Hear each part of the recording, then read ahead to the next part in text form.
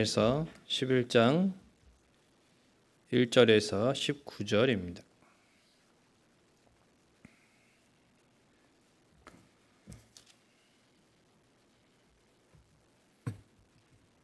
다니엘서 11장 1절에서 19절입니다. 내가 또 메대 사람 다리오 원년에 일어나 그를 도와서 그를 강하게 한 일이 있었느니라. 이제 내가 참된 것을 내게 보이리라. 보라, 바사에서 또 새 왕들이 일어날 것이요 그 후에 넷째는 그들보다 심히 부유할 것이며 그가 그 부유함으로 강하여진 후에는 모든 사람을 충동하여 헬라 왕국을 칠 것이며 장차 한 능력 있는 왕이 일어나서 큰 권세로 다스리며 자기 마음대로 행하리라. 그러나 그가 강성할 때에 그의 나라가 갈라져 천하 사방에 나누일 것이나 그의 자손에게로 돌아가지도 아니할 것이요 또 자기가 주장하던 권세대로도 되지 아니하리니 이는 그 나라가 뽑혀서 그 외의 다른 사람들에게로 돌아갈 것임이라. 남방의 왕은 강할 것이나 그 군주들 중 하나는 그보다 강하여 권세를 떨치리니 그의 권세가 심히 클 것이요. 몇 해 후에 그들이 서로 단합하리니 곧 남방 왕의 딸이 북방 왕에게 가서 화친하리라. 그러나 그 공주의 힘이 쇠하고 그 왕은 서지도 못하며 권세가 없어질 뿐 아니라 그 공주와 그를 데리고 온 자와 그를 낳은 자와 그때 도와주던 자가 다 버림을 당하리라. 그러나 그 공주의 본 족속에게서 난 자 중에 한 사람이 왕위를 이어 권세를 받아 북방 왕의 군대를 치러 와서 그의 성에 들어가서 그들을 쳐서 이기고 그 신들과 부어 만든 우상들과 은과 금의 아름다운 그릇들은 다 노력하여 애굽으로 가져갈 것이요 몇 해 동안은 그가 북방 왕을 치지 아니하리라. 북방 왕이 남방 왕의 왕국으로 쳐들어갈 것이나 자기 본국으로 물러가리라. 그러나 그의 아들들이 전쟁을 준비하고 힘이 많은 군대를 모아서 물이 넘친같이 나아올 것이며 그가 또 와서 남방왕의 견고한 성까지 칠 것이요 남방 왕은 크게 노하여 나와서 북방 왕과 싸울 것이라. 북방 왕이 큰 무리를 일으킬 것이나 그 무리는 그의 손에 넘겨준 바 되리라. 그가 큰 무리를 사로잡은 후에 그의 마음이 스스로 높아져서 수만 명을 엎드려 드릴 것이나 그 세력은 더하지 못할 것이요 북방은 돌아가서 다시 군대를 전보다 더 많이 준비하였다가 몇 대 곧 몇 해 후에 대군과 많은 물건을 거느리고 오리라. 그때 여러 사람이 일어나서 남방왕을 칠 것이요 내 백성 중에서도 포악한 자가 스스로 높아져서 환상을 이루려 할 것이나 그들이 도리어 걸려 넘어지리라.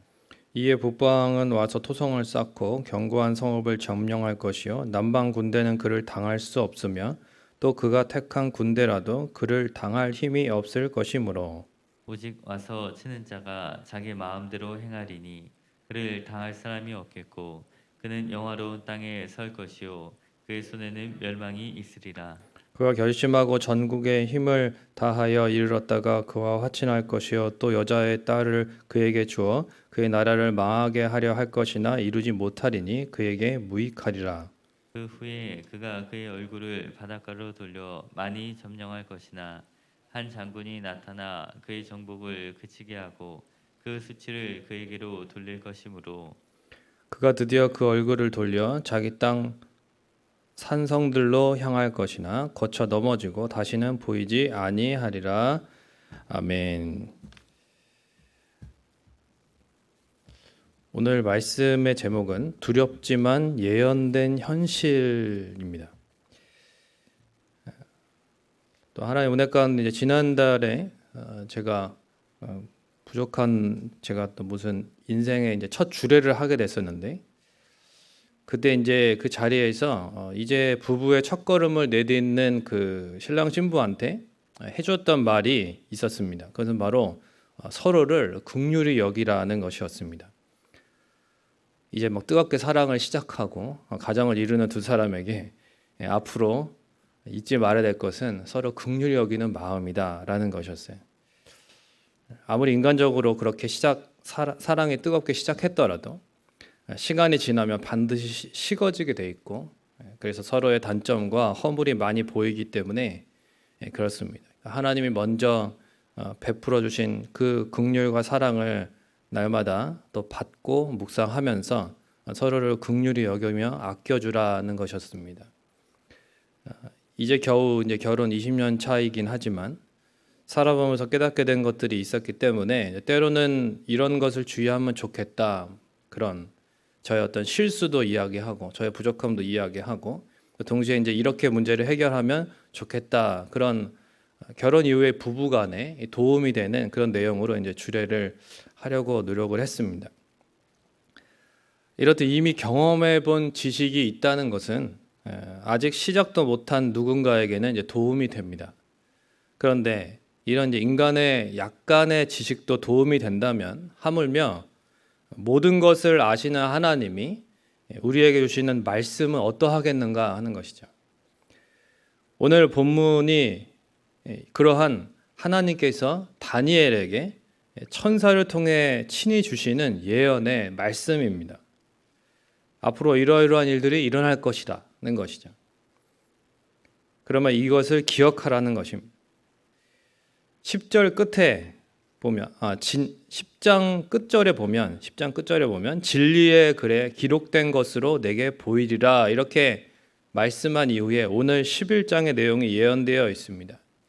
즉 영원 전부터 계셨고 창조로부터 종말에 이르기까지 모든 것을 아시고 다스리시는 하나님께서 정해놓으신 대로 이 예언의 말씀이 다니엘에게 이제 주어지고 있는 것이죠. 그리고 그 안에서 당시 페르시아 시대로부터 이제 장차 앞으로 계속 일어날 그러한 일들이 자세하게 기록이 되어 있습니다. 어떤 주석가는 이처럼 성경에서 구체적이고 자세하게 예언된 곳이 없다고 말할 정도고 너무 상세하게 예언이 되어 있어서 심지어는 이제 다니엘이 기록한 것이 아니라 아마도 후대에 역사가 흐른 뒤에 어떤 누군가가 마치 다니엘에게 주어진 그 예언처럼 기록해서 덧붙여 놓은 것이다. 이렇게 이제 이거는 실제로 받은 예언이 아니라 허구다. 실제 받은 예언이 아니다라고 그렇게 주장할 정도로 너무 정확한 역사에 대한 예언이 오늘 본문에 기록되어 있습니다. 이 11장에. 10장에 이어서 이 11장의 예언과 환상도 다니엘을 잠 못 들게 하고 새 이래 동안 슬퍼하게 할 정도로 두렵고 고통스럽고 그러한 내용입니다. 앞으로 수세대 동안 이스라엘을 둘러싸고 있는 열강 사이에서 그러한 무서운 전쟁으로 인해서 이제 하나님의 백성들이 거기에 말려드는 것이고 마치 고래 싸움에 새우등 터지듯이 그렇게 고통을 당하게 될 것이라는 내용이었습니다. 왜 이런 고통이 일어나는가? 권세를 가진 자들의 탐욕과 복수심 때문에 이러한 일들이, 이런 역사가, 전쟁이 자행되는 것입니다. 남방의 왕이 힘을 얻으면 이스라엘을 거쳐서 북방을 공격하는 거고, 북방의 용사가 나타나면 다시 이스라엘을 또 거쳐가지고 남방을 공격합니다. 이스라엘이 꼭 그 중간에 있어요. 그렇게 몇 번만 왔다 갔다 해도 유대 땅은 뭐가 됩니까? 쑥대밭이 되는 것입니다. 예루살렘을 그렇게 수모를 당할 것이라고 다니엘서가 다니엘에게 주셔서 기록하게 하신 것입니다. 문제는 이러한 예언이 당시에 다니엘과 유다 백성들에게 무슨 도움이 되느냐는 겁니다. 오늘 본문에 예언되어 있는 이러한 하나하나 다 단어 하나하나 다 무슨 뜻인지, 어느 나라를 지칭하는지, 어느 왕을 지칭하는지 주석을 보면 자세하게 나와 있어요. 그거 새벽에 얘기하면 머리만 아픕니다. 그리고 그거를 궁금해 하시는 분들은 따로 오시면 제가 주석을 복사해서 드릴게요. 그게 중요한 게 아니에요. 그거는 물론 학자마다 해석의 차이도 있지만 중요한 것은 두 가지로 정리해 볼 수 있습니다. 첫 번째는 하나님께서 예언하신 대로 되어진다는 것입니다. 역사가. 하나님이 예언하신 대로. 하나님이 이 역사를 다 아시고 하나님이 어떤 위대한 목적으로 예정하시고 주관하신다는 그러한 믿음입니다. 도대체 왜 이렇게 하나님의 백성들이 수모를 당하고 고난의 현실에 처해야 되는가? 그 이유는 다 말해주지 않으셨어요. 그냥 그럴 것이다. 앞으로 이러이러한 전쟁들로 인해서 고통을 당할 것이다. 북방왕이 또 남방에 또 이러저런 세력들이 일어났다가 또 망했다가 이러한 것들이 자세하게 기록되어 있어요. 그 안에는 뭐 여러 가지 암투와 음모와 역적과 뭐 살인과 뭐 또 결혼을 빙자한 그런 언약과 그것을 또 깨는 배신과 여러 가지 우리가 뭐 드라마나 대하 드라마나 그런 역사에서 이미 익히 들었던 그런 내용들입니다. 그 가운데 하나님의 백성들이 고통당한다는 거예요. 고통이 없을 것이다. 그러니까 북방이나 남방이나 뭐 애굽이나 또는 바벨론이나 페르시아나 그 어떠한 열강을 의지하지 말고 나만 의지하면 너희는 고통을 피할 것이고 환난을 피할 것이고 전쟁이 없어질 것이다 라고 말하지 않습니다. 전쟁이 있을 것이고 환난을 당할 것이고 그 안에서 너희는 그럼 어떻게 되는가 자세하게 얘기하지는 않으신데 그런데 12장에 가서 이제 말씀하시는 거죠. 12장에 가서 이 11장 자체는 그저 고통의 내용만을 담고 있습니다. 이미 다니엘에게 예언을 주셨고 그래서 이 예언을 앞으로 기억하는 사람들은 분명하게 그 환난과 그 전쟁통 속에서 분명히 위로를 받는다는 것입니다. 어떻게 해요? 하나님이 이런 일이 일어날 것이라고 정확하게 말씀을 해주셨잖아. 우리는 하나님이 계획하신 뜻 가운데 있는 거야. 하나님이 예언하신 것이 이루어지는 현장에 있는 거야. 그러니까 그 고통과 신음소리 가운데에서 자기 집을 잃고 도망가는 그 상황 가운데에서 하나님이 예언하신 대로 지금 되고 있다는 것이 그들에게 확신과 용기를 주는 것입니다. 그리고 그것이 다니엘서에 기록되어 있다.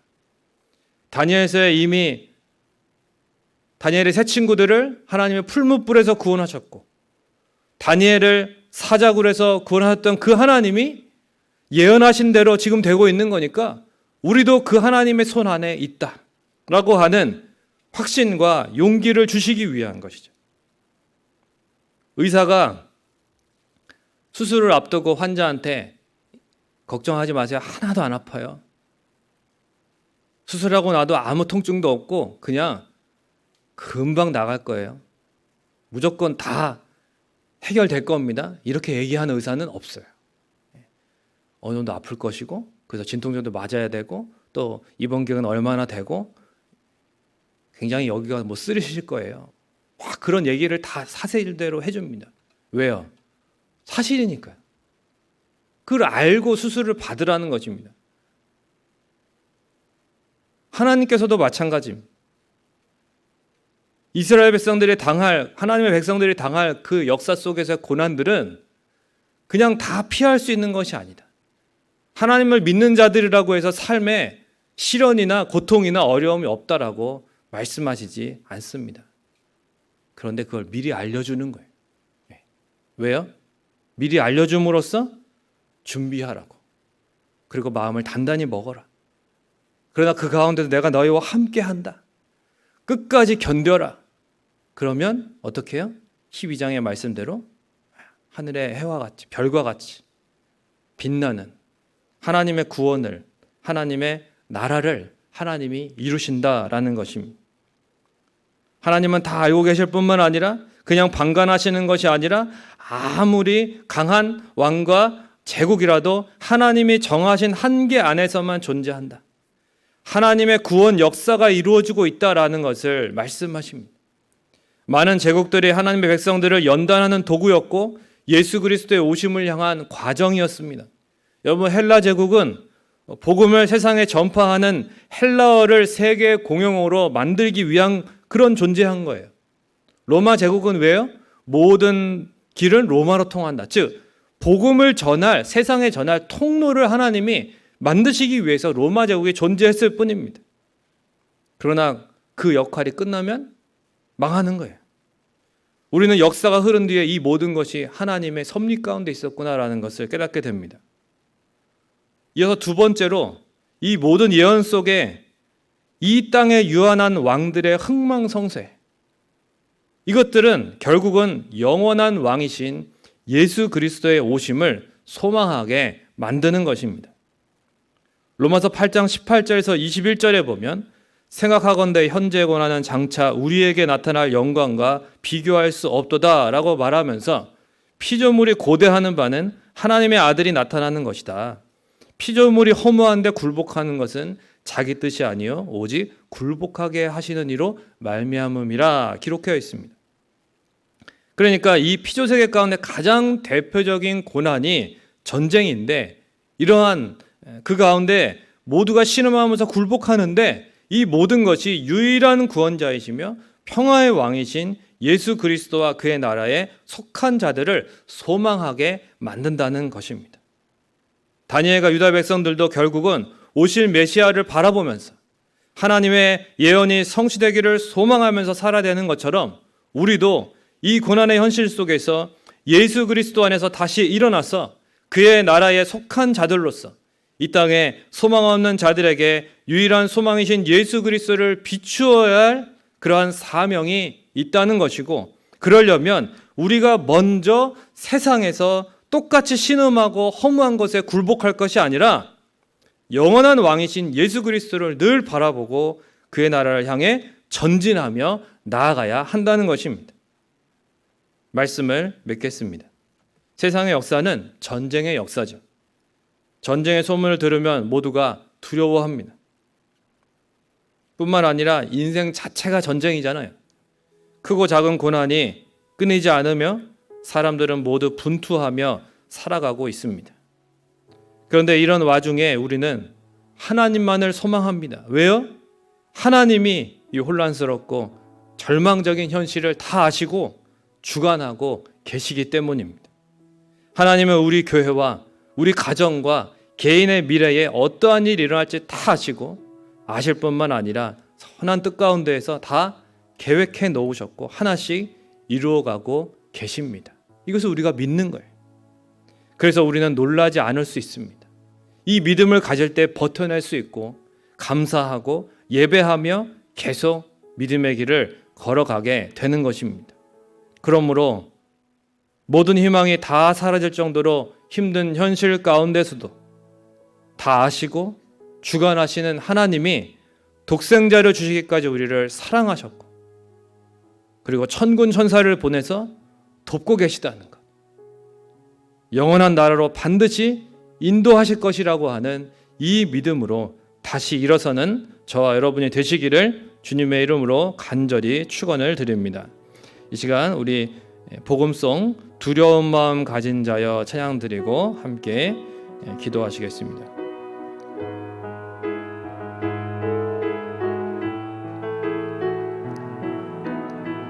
두려운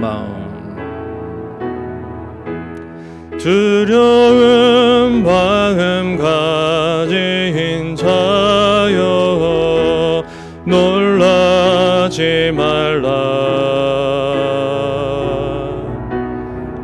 주 너의 하나님 강한 손으로 주 이름 부를 때에 주님 구하시리. 상한 마음 가진 자여, 상한 마음 가진 자여 낭망치 말라. 주 너의 하나님 사랑의 팔로 주 이름 부를 때에 주님 구하시리. 주 오셔서 구하시리. 주 오셔서 구원하시리. 약한 자들에게 강한 능력으로 주 오셔서 구원하시리. 주 오셔서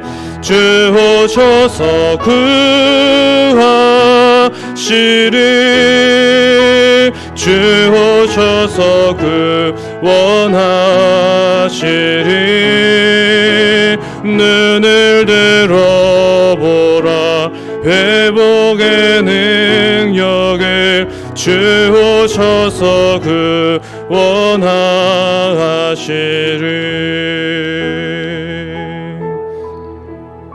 고린도전서 15장 58절 말씀에 내 사랑하는 형제들아 견실하며 흔들리지 말고 항상 주의 일에 더욱 힘쓰는 자들이 되라. 이는 너희 수고가 주 안에서 헛되지 않은 줄 압니다. 여러분, 하나님이 예비하신 영광스러운 결말은 이미 정해져 있습니다. 하나님은 다 아시고 주관하시며 우리를 결코 방치하지 않으시고 구원해 주십니다. 이 믿음 안에서 우리가 순종하며 더욱 주의 일에 힘쓰는 자들이 되도록 기도하시고, 또한 목회 계획을 위해서 기도하며 준비하시는 우리 부재중이신 목사님을 또 위해서 기도하시고, 또한 각자의 기도 제목을 가지고 반드시 구하시는 하나님, 모든 것을 미리 말씀하셨고 그것을 이루시며 그 가운데 하나님의 구원의 역사를 베푸실 하나님을 우리가 바라보면서 기도하시다가 돌아가시겠습니다. 기도하겠습니다. 좋으신 아버지 하나님, 은혜와 사랑을 감사합니다. 하나님 아버지, 우리의 삶에 녹록지 않은 현실 가운데에서 하나님 아버지 모든 희망이 사라지는 것 같고, 때로는 그 가운데에서 우리가 신음하며 세상의 헛된 것에 때로는 하나님 우리가 굴복하는 것처럼 보일 때가 있지만, 그러나 하나님 그 가운데에서 우리가 믿음의 눈을 들어 주를 바라볼 때에 이 모든 것을 다 하시고 주관하시는 하나님, 그 하나님의 위대한 사랑과 구원을 우리가 소망하면서, 또한 하나님이 보내시는 천군 천사를 통하여 하나님 우리가 또한 도움을 받아서 하나님의 인도하심을 받아서 하나님 반드시 이 모든 것을 이기게 될 줄로 믿습니다. 하나님 우리에게 이 믿음을 주시고 날마다 이 믿음 가운데 다시 한번 예수 그리스도 안에서 일어나서 그리스도에게 속한 자로서 이 땅 가운데에 이 소망이 없는 자들에게 하나님 우리가 거룩한 소망의 빛을 비춰줄 수 있도록 하나님 우리를 사용하여 주시옵소서. 먼저 우리가 일어나야겠습니다. 주님, 이 어렵고 힘든 현실 가운데에서 예수 그리스도 안에서 우리가 일어나게 하시고 하나님 믿음의 눈을 들어 주를 바라보며 주님 안에서 순종하며 하나님의 뜻을 이루어갈 수 있는 하나님 말씀의 성취가 이루어지는 삶을 살아갈 수 있도록 인도하여 주시옵소서. 주님, 우리에게 오늘 이 새벽에 간구하는 것마다 하나님 선하게 응답하시는 하나님을 바라보며 기도하는 시간 되게 하여 주시옵소서.